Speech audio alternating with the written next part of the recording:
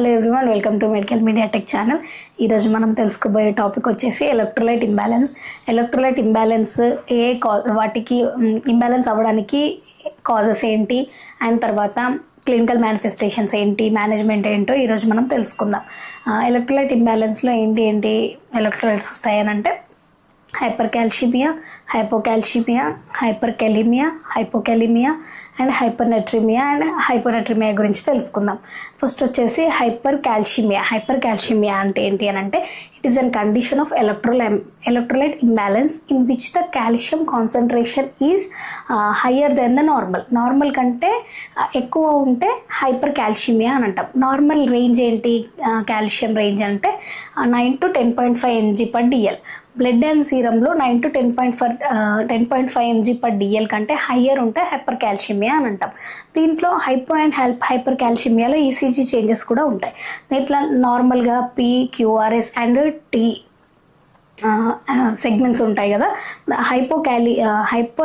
హైపోకాలిమియాలో ఏమవుతుందనంటే Q and T segments అనేటివి prolong అవుతాయి. ఈసీజీలో Q and T segment అనేది ప్రొలాంగ్ అవుతుంది. ఈ కండిషన్స్లో మనం హైపోకాలిమియా ఉన్నప్పుడు Q అండ్ T సెగ్మెంట్ అనేది ప్రొలాంగ్ అవుతుంది.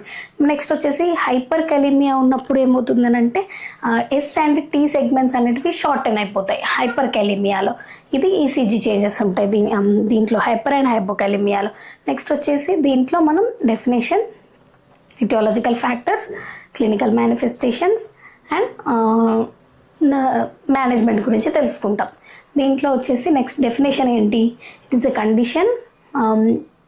Condition of electrolyte imbalance which the calcium concentration in the blood and serum will higher than the normal range కంటే హయ్యర్ ఉంటే దీన్ని హైపర్ కాల్షిమియా అని అంటాం. దీంట్లో వచ్చేసి ఇటియాలజికల్ ఫ్యాక్టర్స్ ఏంటి అని అంటే హైపర్ పారాథైరాయిడిజం ఉన్నా, తర్వాత పారాథైరాయిడ్ కార్సినోమా ఉన్నా, నెక్స్ట్ వచ్చేసి ట్యూమర్స్ ఉన్నా, ఓవర్ ట్రీటెడ్ హైపర్ కాల్షిమియాని ఓవర్ ట్రీట్ చేసినా కూడా, నెక్స్ట్ వచ్చేసి హైపర్ థైరాయిడిజం ఉన్నా, next use of lithium and thiazide and lithium ఎక్కువ యూజ్ చేసినా కూడా, మనము డైలీ రొటీన్లో ఎక్కువ యూజ్ చేసినా కూడా మనకి హైపర్ కాల్షిమియా వచ్చే ఛాన్సెస్ ఉంటాయి. నెక్స్ట్ వచ్చేసి ప్యాజెస్ డిసీజ్ అండ్ రీనల్ ఫెయిల్యూర్. ఈ ఇటియాలజికల్ ఫ్యాక్టర్స్ అనేవి మనకి హైపర్ కాల్షిమియాలో ఇంక్లూడ్ అవుతాయి. ఏంటి Paget's disease, renal failure, using of lithium and thiazide, hyperparathyroidism, parathyroid carcinoma, tumours, over treated hypercalcemia ఉన్న కేసెస్లో ఈ కండిషన్స్లో మనకి కాల్షియం లెవెల్స్ అనేటివి ఇంక్రీజ్ అవుతాయి. ఇవి వచ్చేసి ఇటియాలజికల్ ఫ్యాక్టర్స్. నెక్స్ట్ వచ్చేసి clinical manifestations of hypercalcemia ఉండడం వల్ల ఏమేమి సైన్స్ అండ్ సిమ్టమ్స్, ఏమేమి క్లినికల్ మేనిఫెస్టేషన్స్ ఉంటాయో మనం తెలుసుకుందాం. ఏమేమి క్లినికల్ మేనిఫెస్టేషన్స్ అంటే ఫస్ట్ పాలియూరియా అని అంటే increasing the frequency of urine, ఫ్రీక్వెంట్గా యూరిన్ రావడము, పాలియూరియా ఎక్కువ వస్తుంది. నెక్స్ట్ వచ్చేసి abdominal pain, nausea and vomitings, depression, anxiety, ఈ కండిషన్స్ వచ్చే ఛాన్సెస్ ఉంటాయి. నెక్స్ట్ వచ్చేసి insomnia, cognitive dysfunction, next anorexia, increasing gastric production of peptic ulcer gastric production అనేది ఇంక్రీజ్ అవుతుంది ఈ హైపర్ కాల్షిమియా ఉన్న కేసెస్లో. దానివల్ల అబ్డామినల్ పెయిన్ కానీ, nausea, vomitings, next insomnia, dizziness, fatigue, next వచ్చేసి పాలియూరియా, ఇలాంటి క్లినికల్ మేనిఫెస్టేషన్స్ అనేవి వస్తాయి. ఏంటి polyuria, abdominal pain, fatigue, next వచ్చేసి depression, anxiety, increasing gastric production that is peptic ulcer. ఈ క్లినికల్ మేనిఫెస్టేషన్స్ వచ్చే ఛాన్సెస్ ఉంటుంది. ఇదేంటి హైపర్ కాల్షిమియాలో సైన్స్ అండ్ సిమ్టమ్స్. నెక్స్ట్ వచ్చేసి ట్రీట్మెంట్ అంటే మేనేజ్మెంట్ ఏంటి అని అంటే ట్రీట్మెంట్ ఏంటి అంటే ఫ్లూయిడ్స్ అండ్ డైయూరిటిక్ థెరపీ ద్వారా మనం హైపర్ కాల్షిమియాని కంట్రోల్ చేయొచ్చు. సివియర్గా హైపర్ కాల్షిమియా ఉన్నప్పుడు యూజువల్లీ డయాలసిస్ చేసే ఛాన్సెస్ ఉంటాయి. నెక్స్ట్ గ్లూకోకార్టికైడ్స్ అడ్మినిస్ట్రేట్ చేయడము, నెక్స్ట్ వచ్చేసి బైఫాస్ఫేటేజ్ అండ్ కాల్షియం థెరపీ. వీటి వల్ల మనము హైపర్ కాల్షిమియాని ట్రీట్ చేయవచ్చు. ఇది వచ్చేసి హైపర్ కాల్షిమియా. ఏంటి treatment? Fluid and diuretic therapy, next వచ్చేసి biphosphates and calcium therapy, glucocorticoids or severe కండిషన్స్లో డయాలసిస్కి వెళ్ళే ఛాన్సెస్ కూడా ఉంటాయి. ఇదంతా వచ్చేసి హైపర్ కాల్షిమియా. ఏంటి? It is a condition which the electrolyte imbalance where the calcium concentration is higher than the normal. Normal కంటే ఎక్కువ ఉంటే హైపర్ కాల్షిమియా అని అంటాం. 9 to 10.5 mg/dl. దీంట్లో వచ్చేసి ఇటియాలజికల్ ఫ్యాక్టర్స్ ఏంటి? హైపర్ పారాథైరాయిడిజం ఉన్న, పారాథైరాయిడ్, కార్సినోమా ఉన్న, ట్యూమర్స్ ఉన్న, ఓవర్ ట్రీటెడ్ హైపర్ కాల్షిమియా ఉన్నా కూడా, నెక్స్ట్ వచ్చేసి ఏంటి లిథియం అండ్ థియాజైడ్, ఎక్కువ యూజింగ్ ఆఫ్ ఈ లిథియం అండ్ థియాజైడ్ ఉన్నా కూడా ఈ హైపర్ కాల్షిమియా వచ్చే ఛాన్సెస్ ఉంటాయి. Clinical manifestation Paget's disease, renal failure, next ఏంటి అబ్డామినల్ పెయిన్, పాలియూరియా,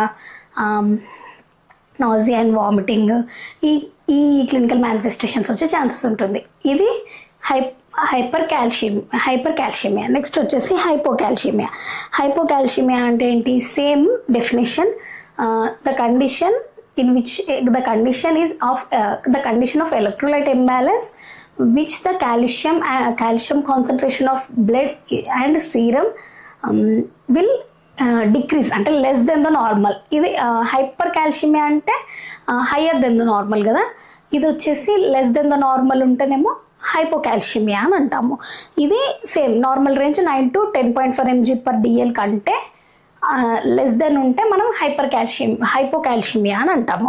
ఇది వచ్చేసి దీంట్లో same causes, clinical manifestations and management గురించి తెలుసుకుంటాం. దీంట్లో వచ్చేసి కాజెస్ ఏంటి అని అంటే వైటమిన్ డి డెఫిషియన్సీ ఉండడం వల్ల హైపోకాల్షిమియా వచ్చే ఛాన్సెస్ ఉంటుంది. అక్యూట్ రీనల్ ఫెయిల్యూర్ ఉన్నా కూడా. నెక్స్ట్ వచ్చేసి poor intake of vitamin D supplements and calcium supplements అనేటివి మనం తక్కువగా తీసుకోవడం వల్ల మనకి కాల్షియం లెవెల్స్ అనేటివి డిక్రీజ్ అవుతాయి, లెస్ దెన్ ద నార్మల్ ఉంటుంది. ఎక్సెసివ్ డైటరీ మెగ్నీషియం, మనం డైటరీ ఇంటేక్లో మెగ్నీషియం అనేది ఎక్కువ ఇంటేక్ చేసినా కూడా మనకి కాల్షియం డెఫిషియన్సీ వచ్చే ఛాన్సెస్ ఉంటాయి. నెక్స్ట్ వచ్చేసి ఆస్టియోపోరోసిస్ ట్రీట్మెంట్ తీసుకున్న తర్వాత prolonged use of medications such as magnesium supplements, prolonged use of medications or laxatives అనేటివి ఎక్కువ మనం యూజ్ చేసినా కూడా హైపోకాల్షిమియా వచ్చే ఛాన్సెస్ ఉంటుంది. ఏంటి? Vitamin D deficiency and poor intake of vitamin D and calcium supplements. Next వచ్చేసి acute renal failure, osteoporosis, parathyroid hormone deficiency ఉండడం వల్ల over using of medication and laxatives such as magnesium లాంటి, తర్వాత డైటరీ ఇంటేక్లో magnesium supplements అనేటివి ఎక్కువ అవ్వడం వల్ల కూడా మనకి హైపోకాల్షిమియా వచ్చే ఛాన్సెస్ ఉంటాయి. దీంట్లో వచ్చేసి సైన్స్ అండ్ సిమ్టమ్స్ పారెస్థీషియస్, మొత్తం నమ్లెస్ రావడము, అంటే ఇట్లా నమ్నెస్ అంటే పట్టుకునేటట్టు, తిమ్మిర్లు వచ్చినట్టు అలాంటి సెన్సేషన్ అనేది ఉంటుంది సైన్స్ అండ్ సిమ్టమ్స్లో. Tetany and cardiac arrhythmias, palpitations వచ్చే ఛాన్సెస్ ఉంటాయి. నెక్స్ట్ లారింజోస్పాజం అనేది మొత్తం స్పాజం అయ్యే ఛాన్సెస్ ఉంటుంది. నెక్స్ట్ వచ్చేసి టెండన్ రిఫ్లెక్సెస్ అనేటివి మొత్తం హైపర్ యాక్టివ్ ఉంటాయి, మనకి టెండన్ రిఫ్లెక్సెస్ అనేటివి హైపర్ యాక్టివ్గా ఉంటాయి. నెక్స్ట్ వచ్చేసి పర్ప్యూరా, టింగ్లింగ్ సెన్సేషన్ రావడం, ఇలాంటి క్లినికల్ మేనిఫెస్టేషన్స్ వచ్చే ఛాన్సెస్ ఉంటుంది. ఏంటి? పారెస్థీషియాస్, టెటానీ, కార్డియాక్ అరిథ్మియాస్, పర్ప్యూరా, నెక్స్ట్ వచ్చేసి పాల్పిటేషన్స్, నెక్స్ట్ వచ్చేసి లారింజో స్పాజము, టెండన్ రిఫ్లెక్సెస్ అనేటివి హైపర్ యాక్టివ్ ఉండడము. Next tingling sensation, pain as muscle pain, tingling sensation and needle prick చేసినట్టు సెన్సేషన్ రావడం, ఇవన్నీ మనకి కాల్షియం డెఫిషియన్సీ ఉండడం వల్ల ఇలాంటి కండిషన్స్ అనేటివి వచ్చే ఛాన్సెస్ ఉంటాయి. నెక్స్ట్ వచ్చేసి ట్రీట్మెంట్ ఏంటిది? మనం ఓవర్గా అంటే పూర్ ఇంటేక్ ఉంటుంది కదా vitamin D and calcium supplements. So calcium supplements అనేటివి ఎక్కువ తీసుకోవాలి, calcium and vitamin D supplements అనేటివి ఎక్కువ తీసుకోవాలి. Health educations regarding vitamin D and calcium supplements గురించి మనకి హెల్త్ ఎడ్యుకేషన్ ఇవ్వాలి. నెక్స్ట్ వచ్చేసి కాల్షియం గ్లూకోనేట్ అనేది ఉంటుంది injection, that is 10% calcium gluconate అనేది అడ్మినిస్ట్రేషన్ ఈ హైపోకాల్షిమియాకి ఈ 10% కాల్షియం గ్లూకనేట్ అనేది అడ్మినిస్ట్రేషన్ చేస్తారు. ఇది వచ్చేసి హైపోకాల్షిమియా అంటే ఏంటిది డెఫినేషన్ వచ్చేసి ఏంటి, it is a condition which the electrolyte imbalance where the calcium concentration in the blood and the serum will decreasing and less than the normal 9 to 10.5 mg/dl కంటే less than normal ఉంటే మనకి హైపోకాల్షిమియా అనేది ఉంటుంది. హైపోకాల్షిమియాలో ఏంటి, Q and T complex segments అనేటివి prolong అవుతాయి. Next వచ్చేసి దీంట్లో ఇటియాలజికల్ ఫ్యాక్టర్స్ ఏంటి, అక్యూట్ రీనల్ ఫెయిల్యూర్ ఉన్న, next vitamin D and poor intake of vitamin D and calcium supplements. Next వచ్చేసి కాల్షియం ఏంటి, over dietary intake of magnesium supplements, over use of medication such as laxatives, ఇట్లాంటి condition. మళ్ళీ parathyroid deficiency ఉన్నా కూడా మనకి హైపోకాలిమియా వచ్చే chances ఉంటాయి. Next వచ్చేసి హైపోకాల్షిమియా వచ్చే ఛాన్సెస్ ఉంటాయి. నెక్స్ట్ వచ్చేసి క్లినికల్ మేనిఫెస్టేషన్స్లో ఏంటి,